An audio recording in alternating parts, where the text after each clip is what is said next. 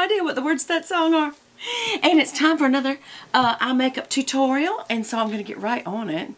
Because it kind of scares me looking like this. Okay. Just put that behind there and that behind there. And get going. But first, we always have to stop long enough to say, how you doing? You doing okay?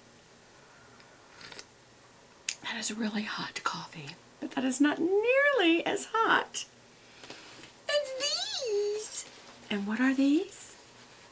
Little sausage cheese balls. Y'all, it's my favorite thing in the world at Christmas time is eating sausage cheese balls. Breakfast, lunch, dinner, or snacks. I love them. It's so easy to make. I had a moment last night.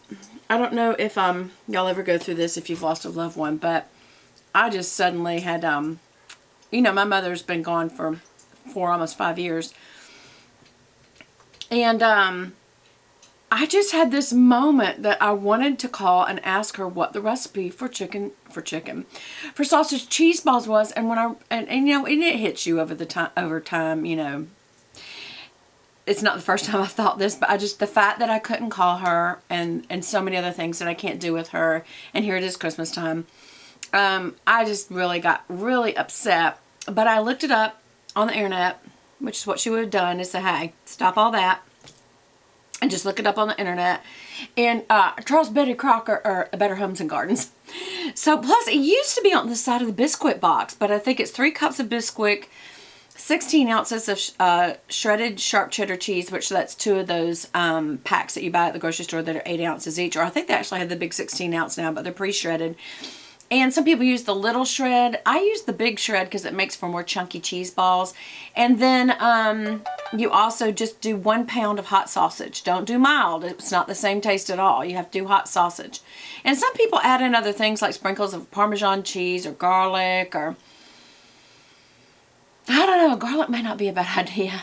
But some people put all kinds of stuff in it. But I just keep it simple, mush it up, make about a quarter size ball. It grows into a 50-cent piece, and they are yum for breakfast or snacks when people come over. And so that's that. And then one other thing I wanted to tell you. Some of you guys have asked me for my address. Was it appropriate?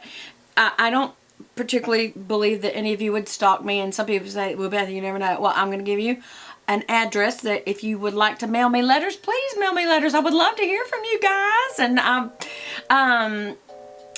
I really would. I would love to hear from you guys. And if you've given me your address before, I hope you don't mind if I send you a little something, a note of encouragement, or maybe a Christmas card. Just let me know what you want. Because you guys are fun to interact with, and I feel like we do know each other. So anyway, as you can hear in the background, my answer machine's trying to go off. And of course, it's somebody from because my little answer machine thing is trying to figure out who that is. But anyway, I'm going to go ahead and talk right over it. Call from, or any time now that you want to give up. Okay, so, okay. I need to learn to edit. Okay, I didn't put this in my last haul video when I showed you all the sweet gifts that my boss gave me, but this is one of my favorite things that she gave me, and it is this driftwood angel ornament, and it's on just a piece of twine, and I absolutely love this. Matter of fact, I will put this on my Christmas tree, but I think I'm going to find a little hanger and have this out all the time. I just love it. It's so, so, so sweet and beautiful and simple. Also, my husband got me this for nothing. He said this is not for Christmas because we don't give each other Christmas presents, because we give each other presents all the time, whether or not it's Christmas. And we also focus on the kids and grandkids at this time financially, if you know what I mean. But we just always agreed, not always, because we did used to give each other. I don't know when we decided not to. Anyway, maybe it's the year when he had a rough year. I don't know. But anyway, this even has a smell. He talked to this girl who does portraits, and he had a portrait done of Brie and Velvet. You guys, this is such a perfect likeness to them. I wonder if that's the one that'll get picked, you know, because I don't upload my thumbnails. Maybe I'll try to upload a thumbnail this time. There you go. Sometimes I do. I used to all the time, but then it stopped taking them. But that's Brie. And I don't know if y'all can see, she even put a pink background because she knows I love pink. And she even put a sparkly finish on it. Y'all, these are so, so, so, so cute. And she signs them on the back. And if you're interested, then I will put her information below. I know some of you girls out there love your puppy dogs. We could get a Julie dog in here. That's one of my subbies babies. Anyway, so let me know. After I get through filming this video, I'm going to try to go out to some area over in more of East South Georgia. A lady's lost her dog. And it's her second time. And it's just going to get really cold. And so I just thought I might drive around and just try to find it. I got her address. She put it out on the internet. Like, if you've seen her at this address. And I thought, I'm just going to put that in there and just drive around and find that dog. It's a collie.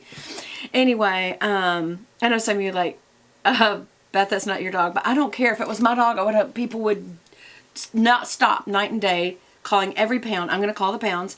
Calling every shelter. I hope she's called the vets in the area. I could tell she put out some posters.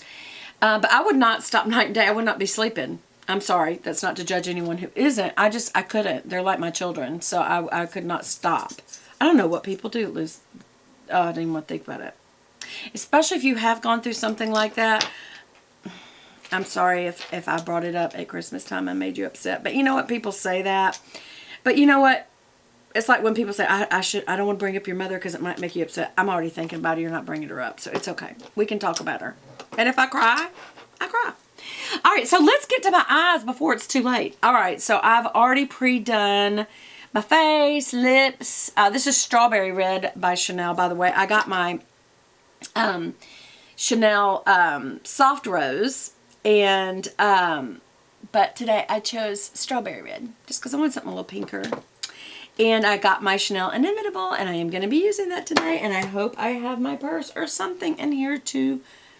I don't. I forgot my eyelash curler. I'm not going to go get it. I'm not. So we're just going to go on, and we are going to use this palette. I don't know if it's going to focus, but it is the Mystic Eyes from Chanel. It is one of the, it's number 14, Mystic Eyes from the, and it's called Quadra Eye Shadow. What's really weird is normally the round ones are the multi-effect. And it's the square ones that are the Quadra eyeshadow. So that's kind of weird. I don't know. Maybe they're just switching over. So I'm just going to start. I'm already prepped and primed and all that good stuff. So I'm just going to start with an E55 again. It's a medium short shader. And I'm going to use this pink color right here. And I'm going to use that, obviously, to highlight. And I'm going to highlight my lid as well as my under my eyebrow. But I want to have a very light lid. And as you can see, I'm also letting the brush hit my inner corner. And I always go a little up and down right there too. There, and then just kind of blend the edge up and these edge. And why do I do that? So that you have a color to blend into that's lighter. And I'm just going to go right on. And I've heard you, if you go back and forth like that, it fills the pores up and gives you more color. We'll see, we'll see. Okay, sorry about that. And then we're going to do the same thing on the other eye. I hope you're enjoying your coffee or your tea. Always go get your coffee or your tea. Put me on hold. And just go get it. This is pigmented, but this is a very light color. And so I am, and I like the inner highlight corner to be pretty significant, so that's why I feel like it wakes up your eyes more. Oh wait, I was going to go up and on the outer edge, and now I got to do under the brow real good. And I do really load the brush up. And like I said, I am going back and forth just to make sure I fill the pores in real good. And they say, whoever they are, they say a lot, whoever they are.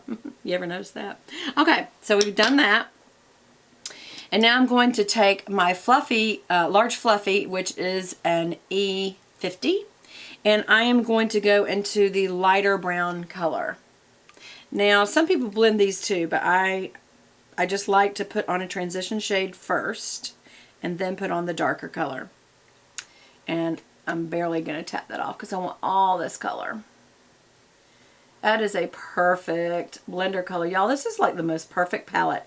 If you want to get a Chanel palette and you're wondering for the money, what is the one that is the most functional, meaning you could use it day and night, just differentiate up how you apply it to get a day versus night look. The Mystic Eyes Chanel palette to me is one of the most versatile of all Chanel's palettes. And I absolutely love this. So you could, those of you who like a lighter eye, you could stop right here. You could just put in this color in the crease and go to the outer corner, and that would give you a lighter eye look. Now for me, you know better. I'm going for this dark color next. So the darker color, and I am kind of rolling the brush, tapping that off real good because it's very dark. And I'm going to put down in the outer crease and then kind of stay deep in the crease here. Okay, not coming up much, just the crease. And I'm just going in windshield wiper motion, and then I'm doing a little circular motion right here on the outer corner, and then I'm also kind of brushing it back towards the inner area. So put down again on the outer area because that's where most of your shadow will end up staying, and then I'm also, swirling backwards right in that corner and then bringing it in that corner. Okay, now granted, I know, first of all, we're fixing